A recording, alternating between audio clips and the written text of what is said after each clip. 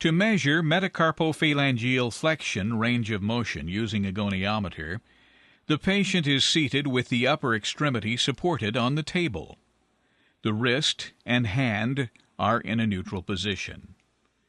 During the measurement, the axis of the goniometer is aligned with the dorsum of the metacarpophalangeal joint to be tested.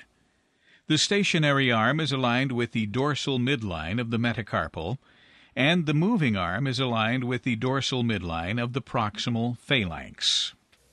Mr. Barnes, I'm going to measure how much you can move your finger using this device. When I ask you to, I want you to move this finger down this way and hold it there.